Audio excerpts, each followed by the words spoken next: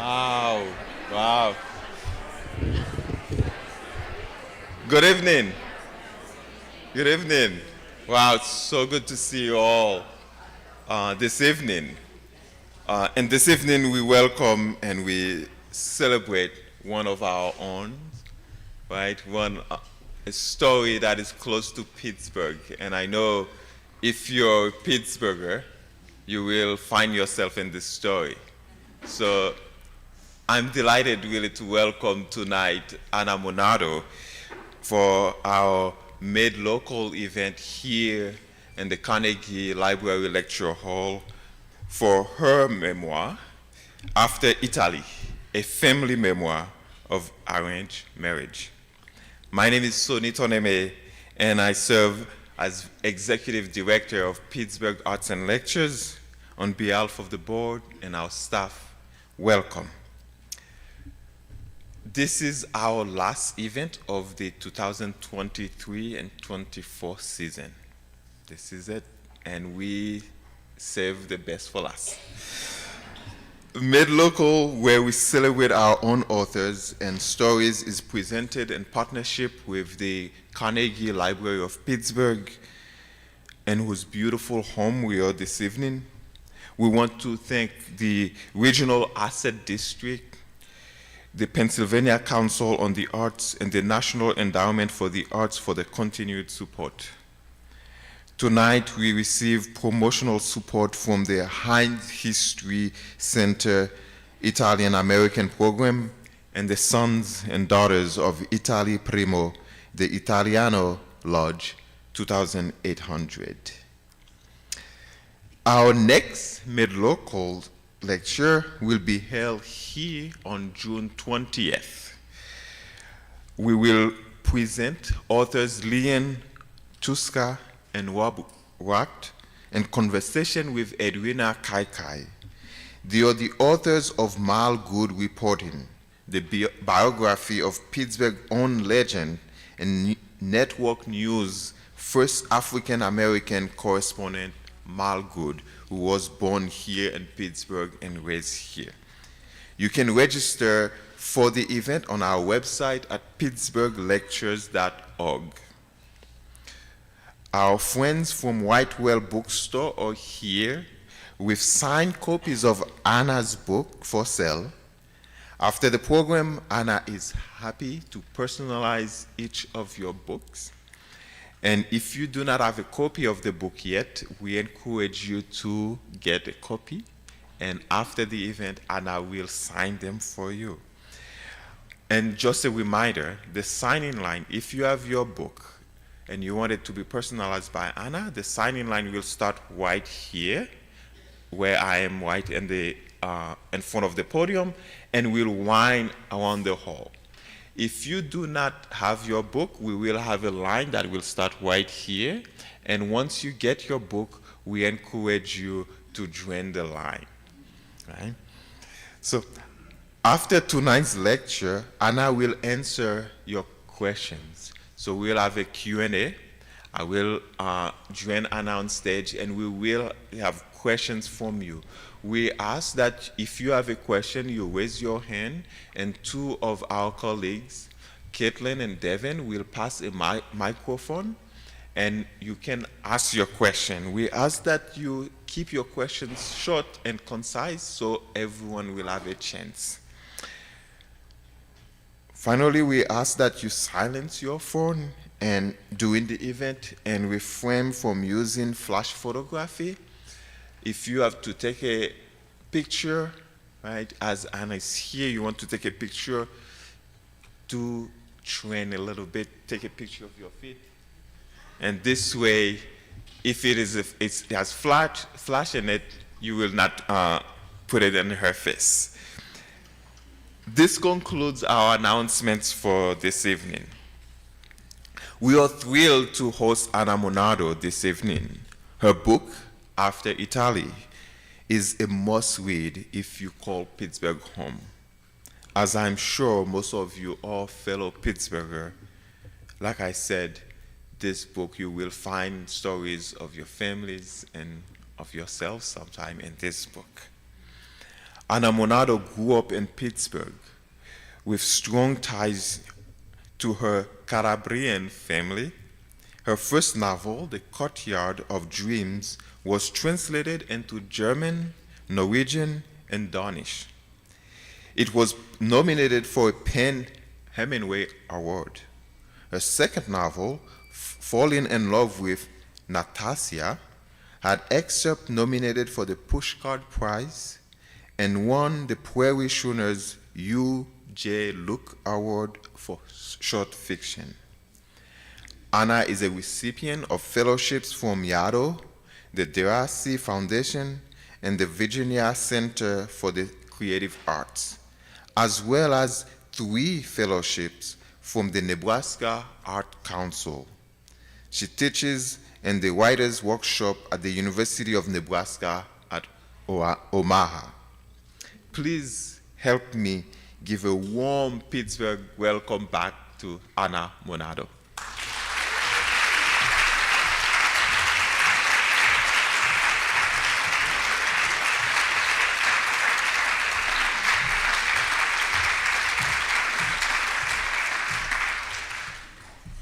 Wow. Hi, thank you. Thank you so much. Thank you to the Pittsburgh Arts and Lectures and to Sony Toname for a wonderful organization of this evening, his great staff, Kelsey, Lisa, Devin, Caitlin. Thank you to Whitewell Books, Ari, and thank you for all being here. Many years ago, when I was in high school at Our Lady of Mercy Academy, we had an amazing English teacher, Sister Juliana, and she had us come to Oakland for the International Poetry Forum. And I believe it was in this beautiful hall, and the poet Sam Hazo, who founded that series, was the reader, and I didn't know such an event existed, that writers would stand on a stage and read their work, and people who read and liked reading and writing would come and hear them. You know, I'd been to the Civic Light Opera at the Civic Arena, and I'd been to ballets, but a reading, and it really was one of the first points where I began to see a path toward being a writer, what the life of being a writer is. So, you know, I've presented, and over the years, I've presented in a lot of different venues, but to be here tonight on this stage with you is really special, and I'm super grateful, so. Thank you.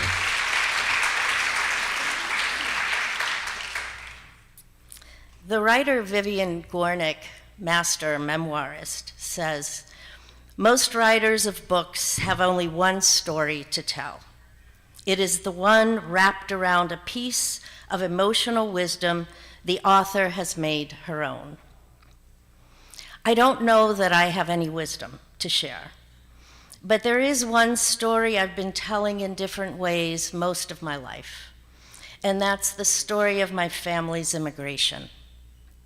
I was the first in our family born in America in 1956. Just 6 years earlier, my father had emigrated from Italy, and he was still very close to his family there.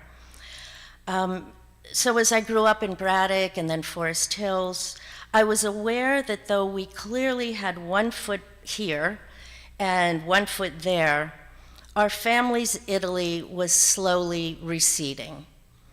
And I felt an urgency to capture the details. I certainly had no core of wisdom to wrap our story around, but I've always had a question, and I still do, which is, what was gained and what was lost in immigration? At this point, I hear my father saying, "Anna, what a question." If a person is lucky enough to get to America, the last thing they're worrying about is what's behind them, what they left. There's work to do. Avanti. Get to work. Basta. Enough. He'd be right, of course. In 2020, 281 million migrants were living in a country other than the country of their birth. For them, as for my father in the 1950s, and for my grandfather in the 1920s, the challenges are dizzying. In each era, the specifics vary, but there are aspects of the migration experience that are universal and timeless. So tonight I'm going to use the microcosm of my family's story to take an intimate look at the emigration, immigration, assimilation process. I have two scenes we're going to look at from my family's story. And we're going to start with a slide. Here we go. Wish me luck. Okay. It worked. Okay. The blue dot represents where our village, Vazzano, is. It's so small it's not on the map. But the two scenes both take place in our village, Vazzano, which is in the south, Calabria, south of Naples, almost in the toe, as you can see. It is in the mountains. The first scene is about my maternal grandmother, Stella, and the second scene is set in 1936 and will be about my father. But there's Grandma. She was apprenticed to a seamstress and learned to sew, became a very accomplished seamstress. But we're going to start with Grandma in 1929. She's completed her apprenticeship and she's 14 and a half years old. Her mother has recently told her, "You have been asked for." The man who wants to marry her has just returned from the US, from Pittsburgh, actually from Braddock. How many of you know Braddock? He was in Braddock, where he worked at the Edgar Thompson Steelworks. He'd made some money, and as Jane Austen would say, he was in need of a wife. He's seen young Stella at the fountain in the piazza, getting her family's water, filling the jug, balancing it on her head. And he's seen that she's lovely. Obviously, she's strong. She comports herself well. He's talked to her parents. No, Stella says, no. His people know her people, of course, but to her, he's a stranger. And he's 28. No. Marry him, her mother says. He'll take you to America.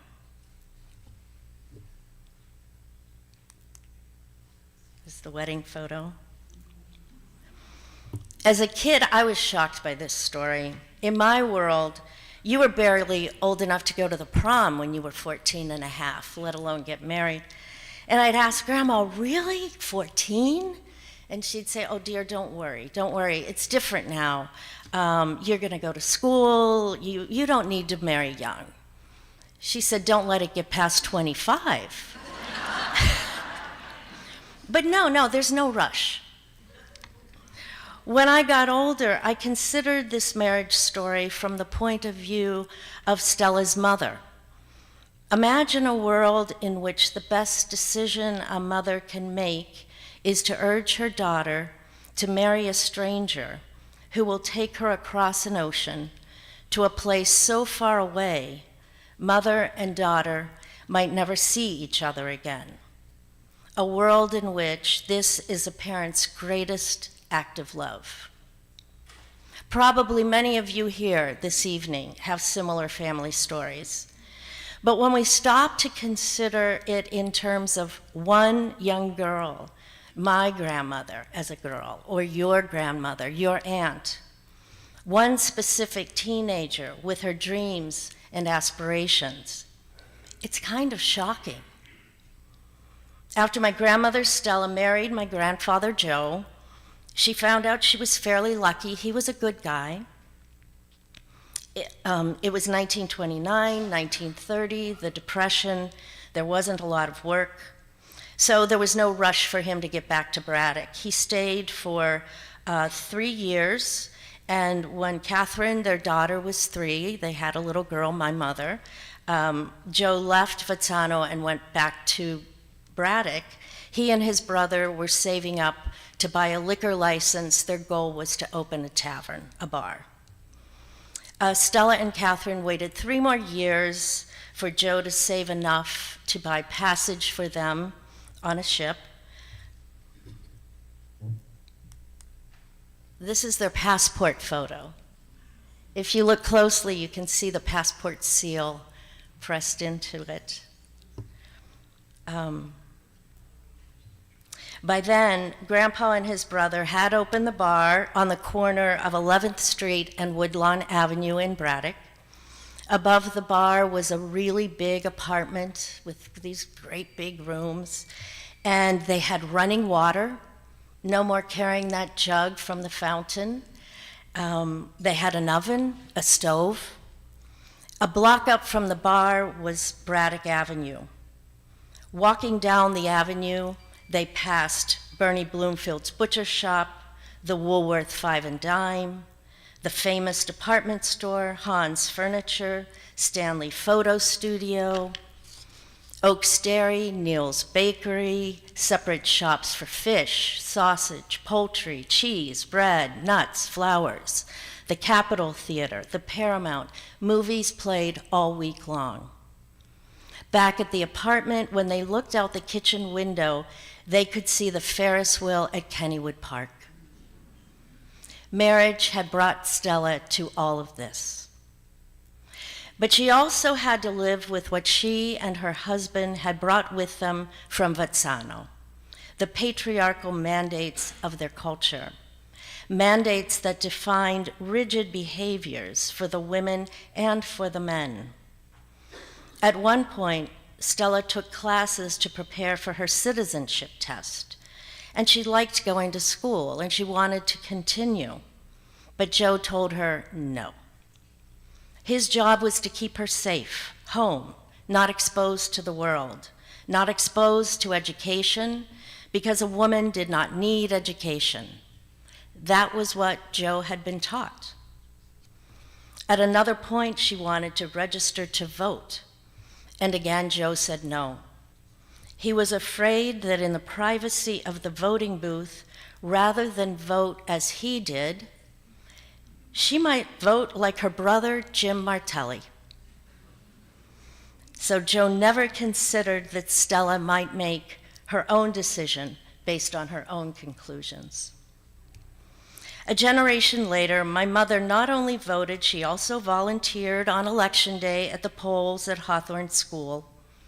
But while she was growing up, the family had both feet here, but with ideas from back in Vazzano.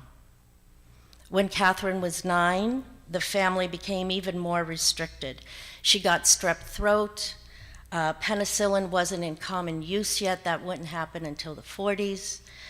Strep throat led to rheumatic fever, damaged her mitral valve. She became a lifelong cardiac patient. Catherine was an only child. And now that she was sick, Stella began to worry, thinking, as long as Joe and I are alive, we can look after her. But once we're gone, she has no brothers and sisters. Then what? Stella didn't ask herself, what kind of work is there that won't strain Catherine's heart and that she might enjoy doing? And she didn't think, well, Catherine might find someone she wants to marry. Stella adored her daughter, and yet she never considered granting Catherine the agency to chart her own life. It's interesting, the role that women had to play in upholding the patriarchy. In the same way that her mother had made that bold decision to urge Stella to marry and go to the US, Stella made an equally bold decision for Catherine's future. She sat down at her green kitchen table and wrote a letter to her cousin in Vazzano to begin discussion about the possible marriage for their children. This cousin's husband had died 2 years earlier, and she had 7 children. The oldest, Alfredo, had managed, by the grace of God, to get through medical school in Naples during the war. He was now a doctor, 28, head of the family. It was 1948. Calabria was still devastated from the war. If Alfredo married a U.S. citizen, he could enter the U.S., establish his career, and send help back to his family. The point of arranged marriage was that it be beneficial to the family on each side, a joining of families more than a joining of 2 people. Catherine and Alfredo exchanged letters and photos. She was 18 when she and her parents sailed back to Italy. After a dozen years in America, they pivoted and lived out the dream of so many immigrants, the grand return, the big return. The new world would now be folded into the old and sealed with a wedding. As a kid, I hated this story of the arranged marriage. I just thought, oh no, your parents find your husband? That's really embarrassing. My mother reassured me, saying, if I got there and I didn't like him, I would not have had to marry him, but I liked him right away. They met on Christmas Eve. In 2 months, the formal engagement party. April 23rd, a civil marriage ceremony in Town Hall. But what did Alfredo and Catherine know about each other? For the young American bride, Alfredo fit the role of husband as she understood it at that time. She didn't want a husband who was as strict as her father was with her mom. Her marriage would be more like what she saw in those Hollywood movies every weekend in the theaters down on Braddock Avenue. And courtship in Vazzano was kind of exotic. Alfredo and his friends serenaded her. Catherine and Alfredo went on a honeymoon trip together with her parents and Uncle Jim, traveling to Naples to apply for Alfredo's passport. They went to Rome, Venice.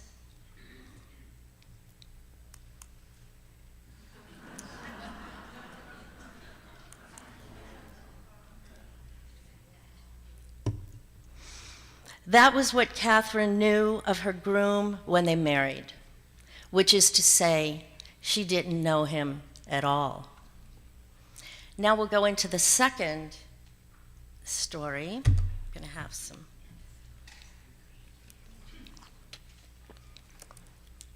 Let's enter my family story from a different angle. Again, we're in Vazzano. It's 1926, and Alfredo is a little boy. It's the day his father, Paolo, is returning from 6 years in America.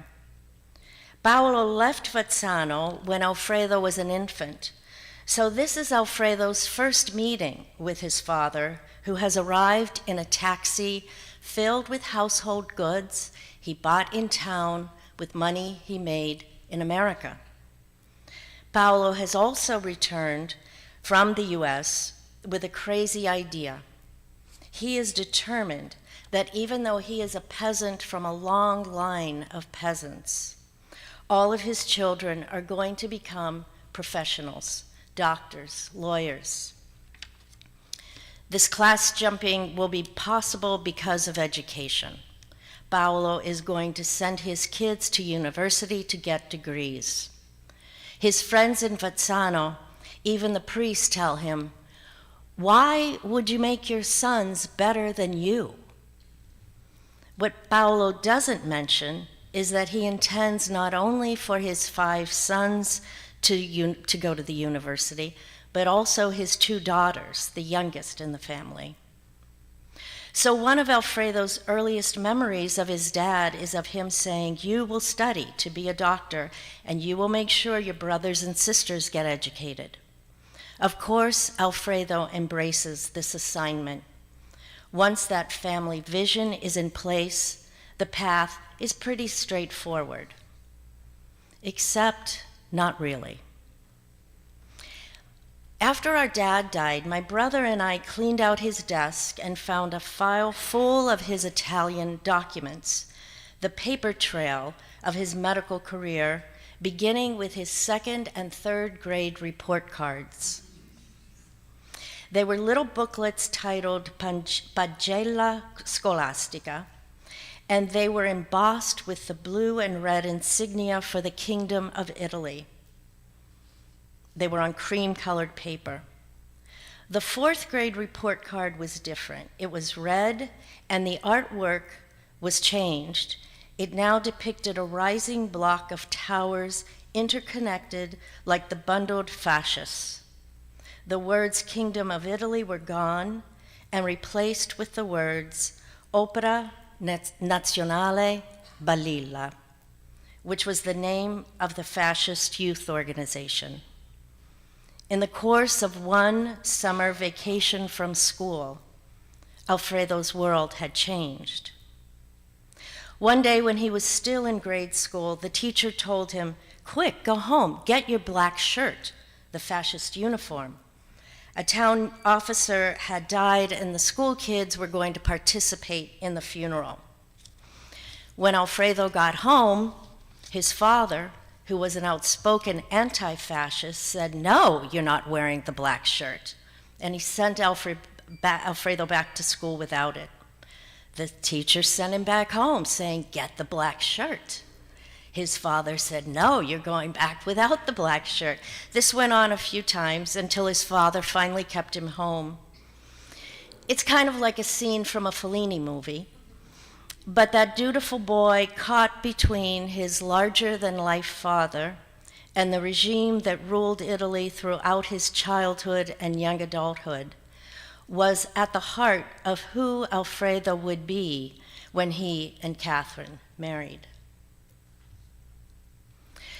Alfredo was 18 when he went to Naples for medical school, and he was conscripted into the Italian army. He worked in military hospitals. During bombings, like everyone else in Naples, he ran to hide in underground tunnels. He scrapped for food. There was no food to be had. On July 21st, 1945, he passed his final exams with honors. 3 months earlier, Mussolini and Hitler had died. In less than 3 weeks, the US would attack Hiroshima and Nagasaki. The difficulties were far from over. Alfredo went back to Vezzano, hoping to find work. Within a year, though, his father died. Later, in agreement with his mother and brothers, he began to write those letters to the young American girl in Braddock. When Catherine and her parents went to Vezzano to meet Alfredo and to marry him, they stayed 6 months. Then they went home to start getting ready for the big church wedding.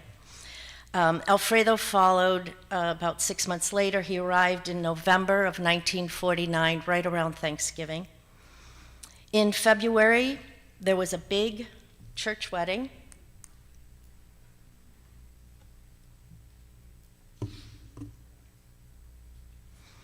But as Alfredo made the rounds of the Pittsburgh hospitals and medical offices, there was no work for him. So when a hospital in Yonkers, New York, offered him a job as an intern, he had to take it, even though he'd been a full-fledged doctor in Italy. Yonkers offered him a low salary and a room in student housing. Clearly, Catherine couldn't join him in Yonkers. It was a hard decision. Making it worse, by the day he left for Yonkers, the newlyweds were barely speaking to each other. They'd reached the inevitable culture clash. A part of each was untranslatable to the other. They were distant cousins, born in the same village, but their priorities didn't align. The word America is similar to the word marriage. Both are big words that get filled up with the grandest imaginings, the most elaborate ambitions. America, marriage. Echoes from these words create the illusion of splendid gains with no cost. Alfredo's job in Yonkers lasted 18 months. His next job was at a hospital in the Bronx, then Washington, D.C., Santa Cruz, California. Finally, he was at the University of Chicago, where he did his residency in obstetrics. My parents were separated for 5 years. At first they visited, but eventually the strain of separation took its toll. For over 2 years, they had no communication, which created a damaging rift in the family. After Alfredo completed his residency, he and Catherine did get in touch again. They both wanted the marriage to continue, but given the cultural heritage they shared, they really didn't have another choice. They reconciled, but it was a fragile reconciliation. They had good intentions, but lacked the language to talk through all they'd experienced during their 5 years apart. There were wounds from their separation that never did heal. Marriage had been the vessel that brought Alfredo to America and that brought them together. But marriage was also, for both, an undiscovered territory. Now here, I sort of hear my mother saying, come on, don't be dramatic. And she'd be right. That undiscovered territory did bring her my brother and me.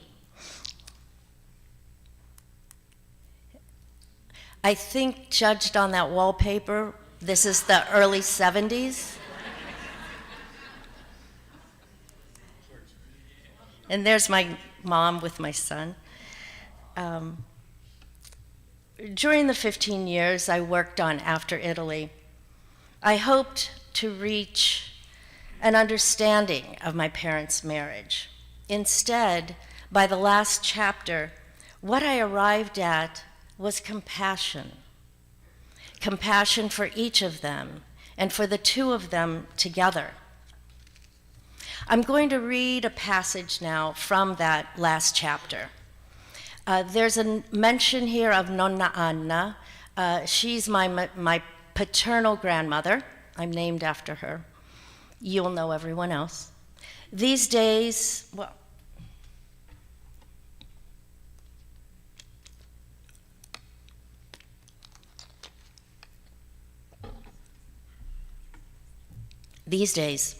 when I picture my parents' courtship in Vazzano, a new veil of poignancy falls over the scenes.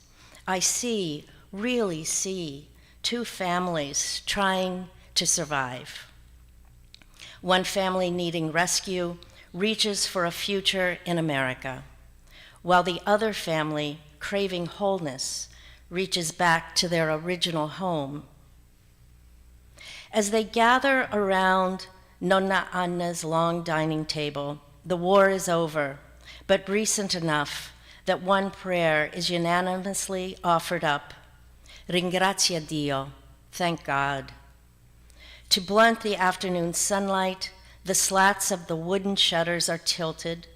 It is March, but already flies buzz over the after-dinner baskets of cheeses and fruits and whatever else was hauled up from the fields to camouflage the scarcity in Nonna Anna's post-war kitchen.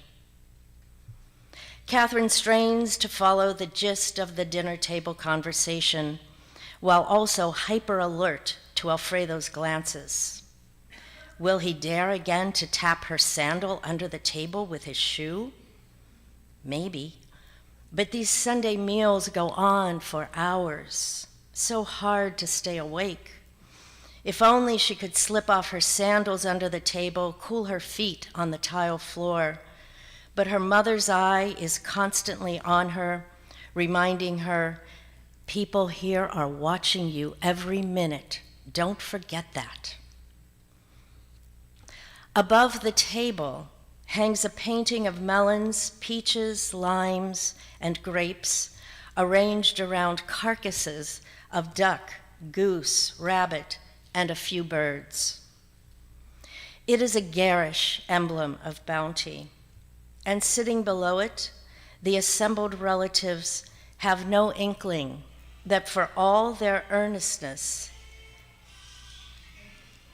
the marriage they are working toward is already spoiling. The young couple's happiness, even as it begins, is exposed to too many expectations. Each time someone says America, the others hear gold. Meanwhile, whenever Grandma Stella looks at Catherine, she now thinks doctor's wife rather than invalid.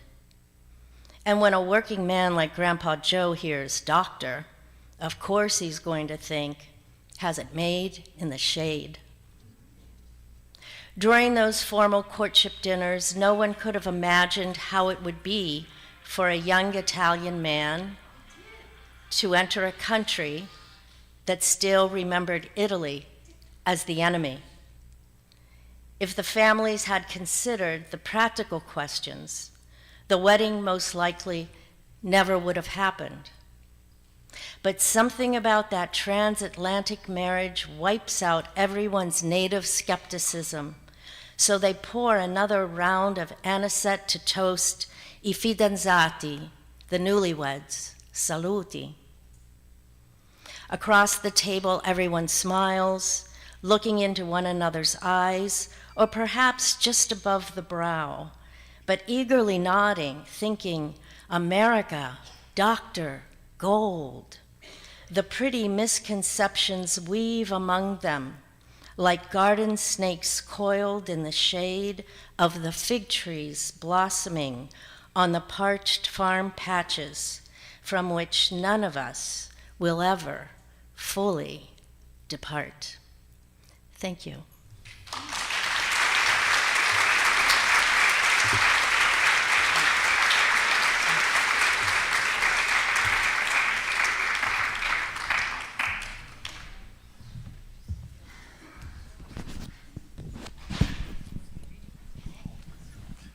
Thank you so much, Anna, for this wonderful presentation.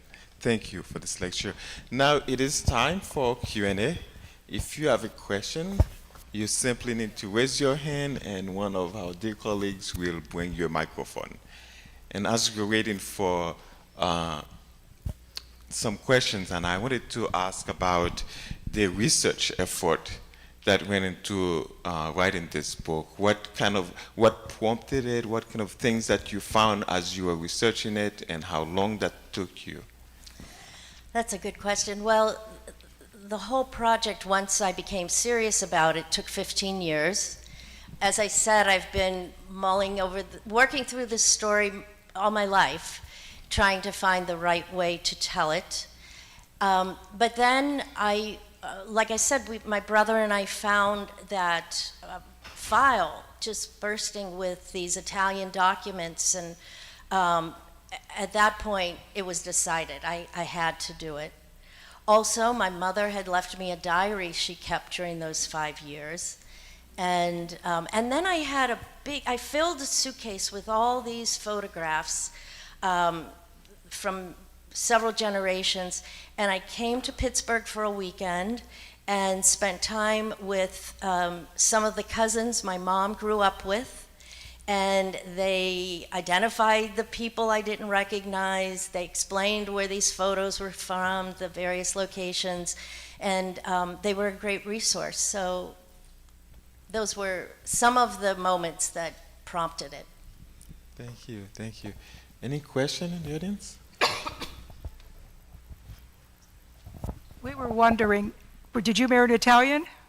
Me? Yes. No. No. As Italians, my cousin and I can relate to that. There was 12 of us, and we don't think the cousins that grew up, none of us had married an Italian at all. But we also can relate to, as the Italian word machata, our grandfather, his second wife, was a bachata. She came from Italy, but he had been in the States for how many years? 60-some years. So, but we just can relate to your stories, really. Was that an really- arranged? Well, yes, it was. Yes, Was it it? was. Yes, Yeah, yeah. it didn't turn out real nice. Right. It's a long story. That's a whole nother chapter. Like that one, Joy. Hi, Anna. This is Linda Esposto. Oh, there you are. Hi. Hello. Hi.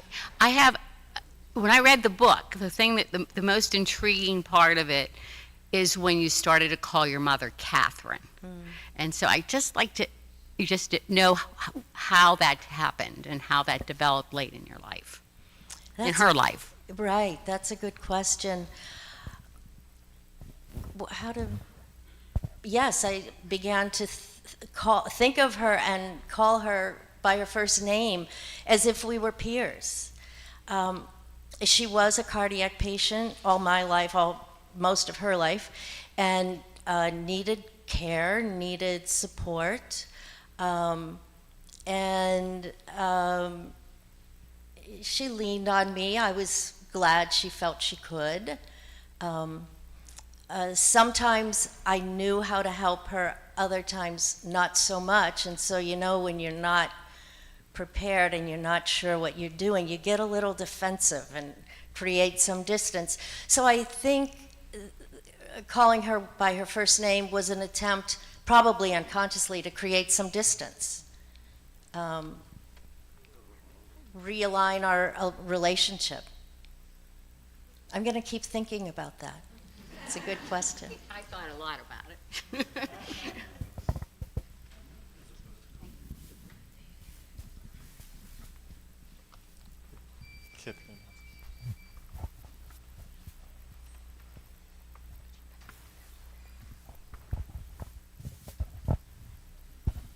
Hi, Anna. Thank you so much for coming. I'm from Youngstown, Ohio, so I see a lot of my story and your story. But my husband and I are celebrating our 2-year wedding anniversary. And Congratulations. He's not Italian, only like a little bit. And that was a good choice because, yeah. How did, and the work that I do, I'm very interested in generational trauma and how one generation affects the next, especially like looking at my lineage. Going into marriage, how did your parents' marriage and your grandparents' marriage influence the way you thought of marriage, or like influence how you were in marriage? Right. First of all, I want to say, if I met a great Italian guy, I'd marry him. I want to make sure we're not being unfair to Italian men. They include my brother and my nephew who are here, who are fabulous. But I didn't get married until I was 39, and I did not stay married very long. I'm not married.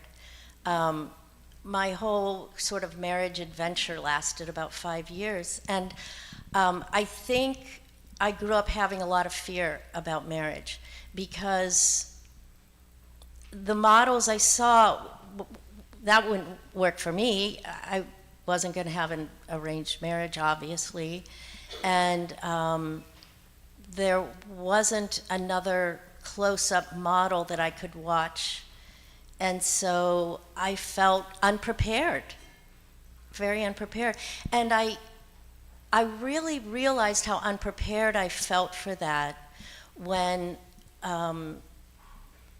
about 4 years after my marriage ended, I adopted a child as a single mother, and when they put this baby in my arms, I just felt like, I know what I'm doing. I mean, not in a sort of braggadocio way, but I felt like I know how to love this child.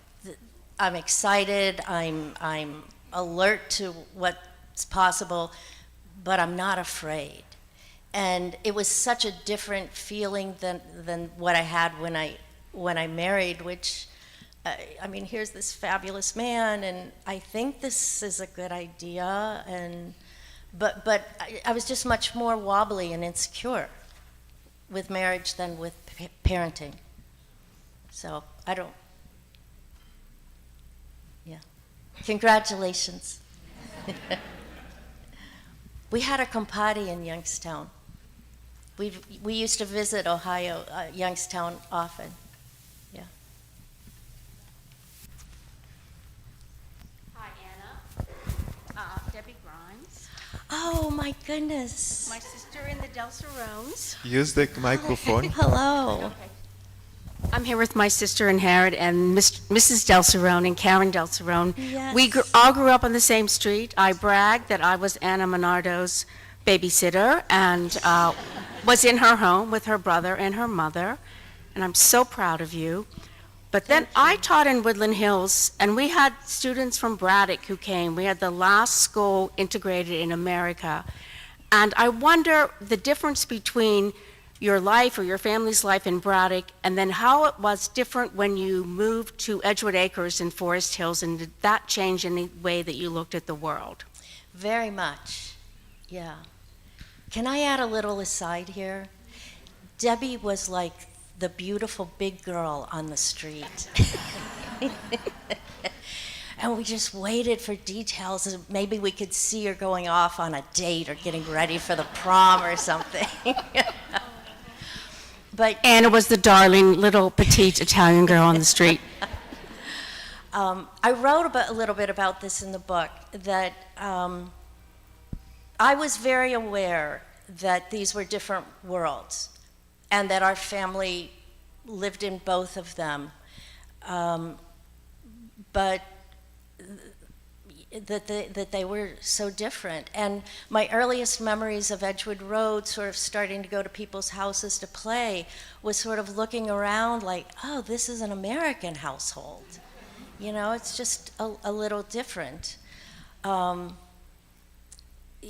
other part of your question, I'm No, missing it's just it. like, did you know, like, so much has to do with place and how it affects us, and you lived in 2 different places, and your parents in many different, and now you are a professor in Nebraska. It's just interesting how far you've gone from our little neighborhood Yeah. above the steel mills. What I write in the book about going to Braddock from Forest Hills after we left, I was aware we used to say we're going down Braddock, and that I was aware it was a descent, that it was a different social economic world. And even if we were living in Forest Hills now in a nice house with I think we had 3 bathrooms, we also had our foot in Braddock and our heart in Braddock. And I have my grandmother's green kitchen table from Braddock. I still have that in Nebraska. So I'm aware of the ways in which they're different and how important they are to who I am. Great. Thank you. Thank you. Question. Did your parents want you to be in an arranged marriage, or did they pressure you to get married to an Italian man? No, they very much wanted to make sure I had my full education before I dated. You know, on the one hand, I had my grandmother saying, you don't need to rush to get married. Don't let it go past 25. But my father, conversely, said, you want a date? I'll tell you when. When you get a graduate degree in some area and you're 25 years old, then you'll be ready and I'll tell you. So there were kind of mixed messages, you know. No, you know, my first serious boyfriend was a nice American, you know, Irish guy from college, and my dad just loved him. And he was a Browns fan, and my dad was a Steelers fan. And when he came home for Thanksgiving, the Steelers and the Browns were playing, and they ended up throwing cushions back and forth at each other, you know. So they wanted me to be happy and supported whatever relationship I was trying to figure out. We have time for 2 more.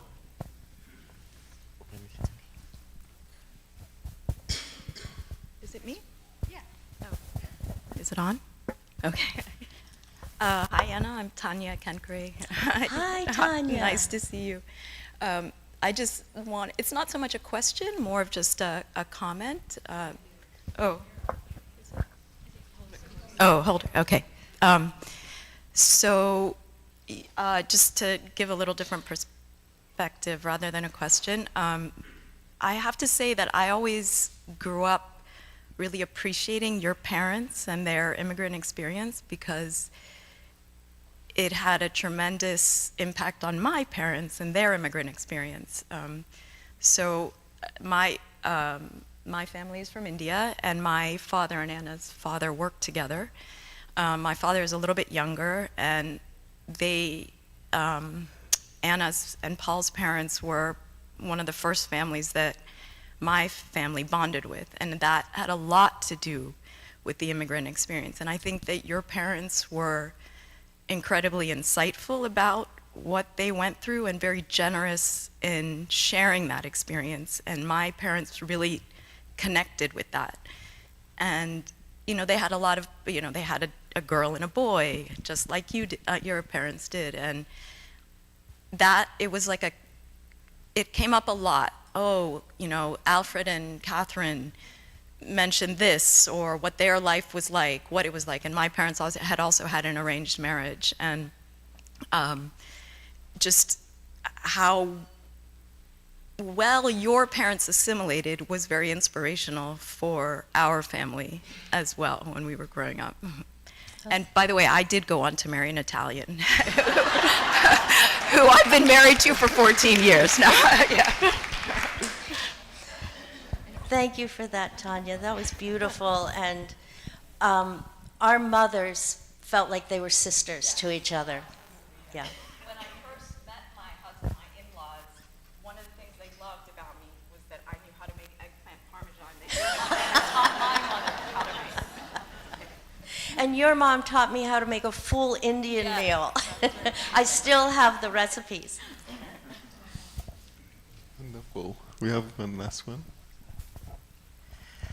So we're here to remind you that you lived in more than Braddock and Forest Hills. You grew up in Swissvale across the street from us. Yes. When we were very small, we're Maureen and Michelle Keene.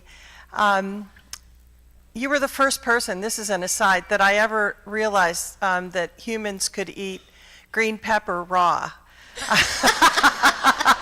Your mother gave us snacks one day out in the street, and it was raw green pepper, and I wasn't sure we could eat it because our family didn't, and you really enjoyed it, so I indulged as well. But I have a question.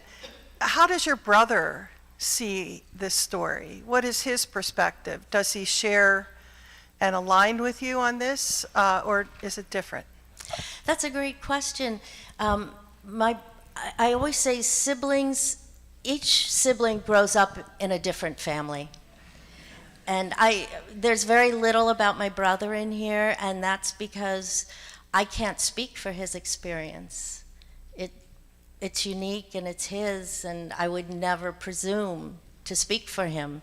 We're very close, and he read the manuscript at various times very generously, and I made sure he read it before publication, and he generously supported the whole project. So. Yeah.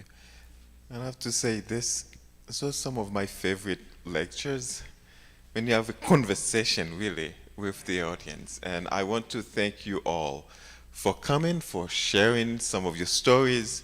We are going to have book signing. If you haven't bought the book, get a copy. And the line for the signing will happen right here. We'll start right here. And thank you so much. Please join me in thanking Anna.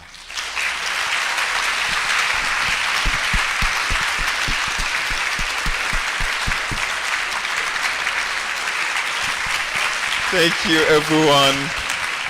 We will be back for the book signing, and if you do not mind, let's start the line here. If you want to buy a book, we'll start right here. Thank you again.